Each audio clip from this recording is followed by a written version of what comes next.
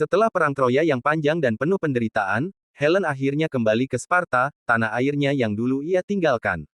Bersama suaminya, Raja Menelaus, ia melangkahkan kaki melewati gerbang istana yang pernah menjadi rumahnya. Namun, kembalinya Helen bukanlah akhir dari kisahnya, melainkan awal dari lembaran baru yang penuh bayang-bayang masa lalu dan ketidakpastian masa depan. Rakyat Sparta memandangnya dengan tatapan campuran, ada yang menganggapnya sebagai korban, tetapi banyak pula yang melihatnya sebagai pengkhianat. Perang yang berkobar selama 10 tahun telah merenggut nyawa ribuan pria Yunani, dan semua itu dianggap terjadi karena dirinya. Ia bukan lagi ratu yang dieluk-elukan, tetapi sosok yang membawa luka bagi negerinya. Menelaus, meskipun berhasil merebut kembali istrinya, masih menyimpan bara amarah dalam hatinya.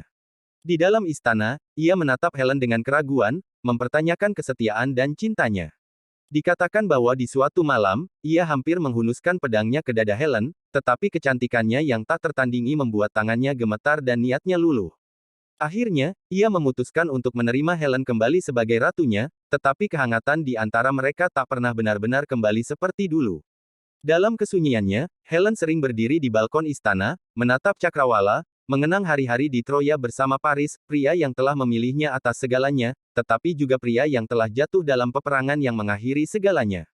Ia tak pernah tahu apakah ia menyesali keputusannya atau justru bersyukur bisa kembali ke Sparta. Yang jelas, ia harus menjalani sisa hidupnya di tengah negeri yang tak lagi menyambutnya dengan tangan terbuka. Seiring waktu, legenda tentang Helen berkembang. Beberapa mengatakan bahwa ia akhirnya hidup damai di Sparta hingga akhir hayatnya. Namun, ada pula yang percaya bahwa ia diusir atau bahkan dibunuh oleh rakyatnya yang masih menyimpan dendam. Tak ada yang tahu pasti bagaimana kisahnya berakhir, tetapi satu hal yang tak terbantahkan, Helen dari Sparta akan selalu dikenang sebagai wanita yang mengubah jalannya sejarah, entah sebagai korban takdir atau sebagai pelaku yang membawa kehancuran.